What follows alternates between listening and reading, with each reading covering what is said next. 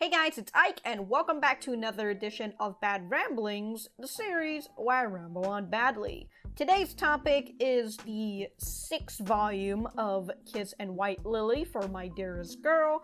I've been wanting to talk about this series for a good while now. I've mentioned it in some of my other Bad Ramblings videos. However, the unfortunate part of wanting to talk about this series is that I don't really have much to say about it. It's an enjoyable read, and I really do like all of the characters that is implemented into this story. That being said, I just never really found something significant for me to talk about.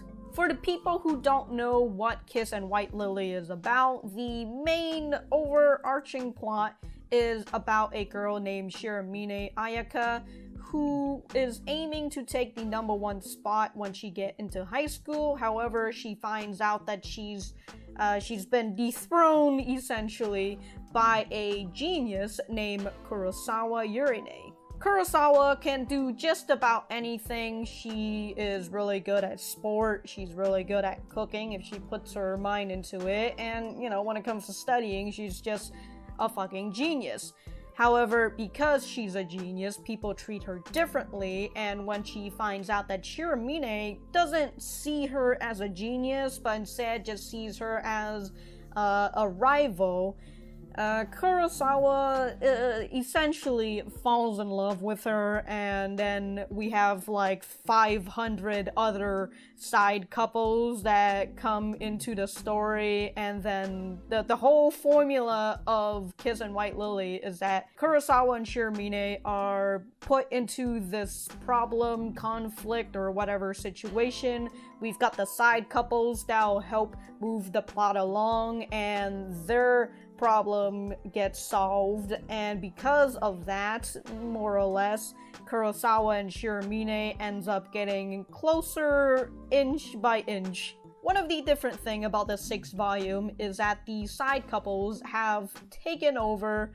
and Kurosawa and Shiramine are nowhere to be seen other than for one page in the side story towards the end of this volume. Before I get into this volume, I would tell you to read the manga beforehand, but this is the 6th volume, so, if you want to catch up, if you've never read this before and you want to catch up to volume 6, yeah, it's alright, I'll just wait. Okay, I'm done waiting, let's get into the spoiler arena. The main topic of this volume is about being in a polyamorous relationship. Hence the 3 girls in the cover. It is not a love triangle, I swear to you, it is not.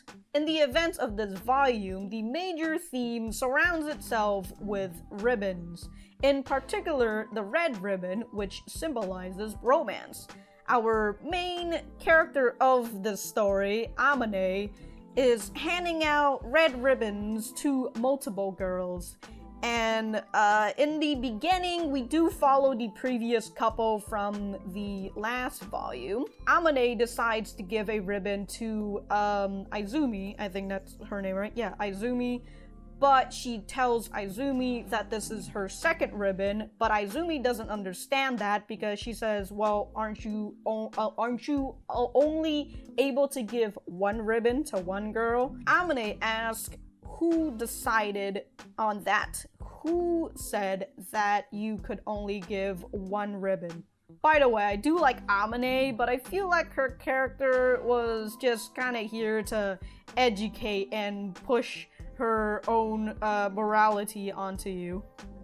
Going back to what I was talking about with Amane questioning who decided that you could only give 1 ribbon to 1 person.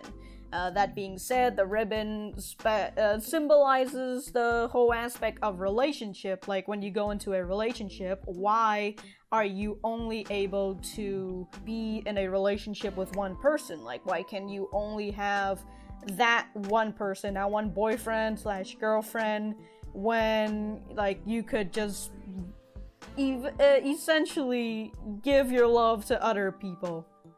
Amane has a lot of love to give. So here is Amane, who is here to educate you about the whole aspect of a polyamorous relationship. And here we have the other two characters who are pulled in by her. We have Nina, who is the first girl she gave the ribbon to, and also her roommate. And we have Ryou, who is Amane's classmate, and the third girl she handed the ribbon to, Izumi being the second girl. Ryou amazingly comes to term with Amane's ideal pretty easily.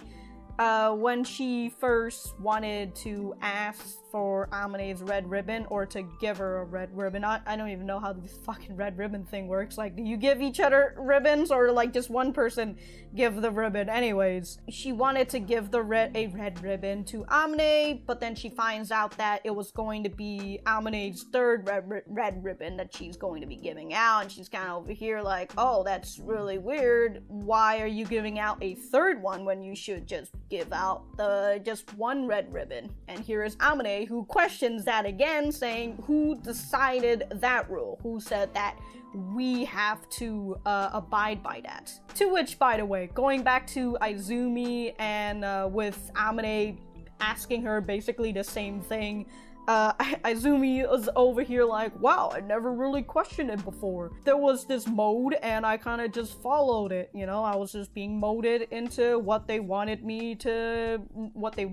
society wanted me to do. I never really questioned that before.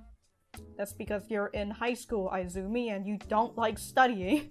After Ryou decides to accept Amane's ribbon, the story switches over to Ryou and Nina, because one of the major thing in a polyamorous relationship is honesty. I mean, that should be obvious in every relationship, but especially in a polyamorous relationship, because you have to be honest with your feelings and you have to know who is in the relationship. You can't just have like, oh yeah, I have a side bitch that I never told you about. So we have Nina, who is violating the honesty rule and not telling Amane what she really feels.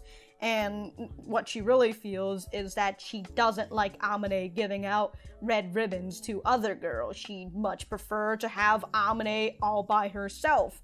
However, because she's unable to tell Amane her true feelings, she is able to talk to Ryou about it, even though she's annoyed by Ryou. She's honestly just a tsundere, but yeah, Nina is able to talk to Ryou about that, and because of that, they start growing closer, and Nina starts having conflicts of she loves Amane, but also she needs Ryou, which it's just another love. It's a different way for her to say that she loves Ryou. All this comes boiling down to Nina running away from the dorm and hiding herself in Ryou's room, and Amane finding out that Nina has been keeping all these secrets away from her.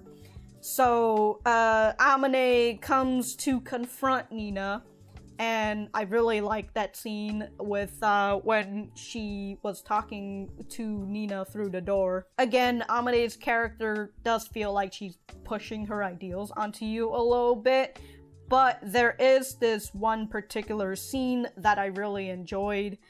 And it was when Amane comes to talk to Nina, but Nina says that she doesn't want to. And Nina continues with, you won't understand me, so I'm not gonna say anything.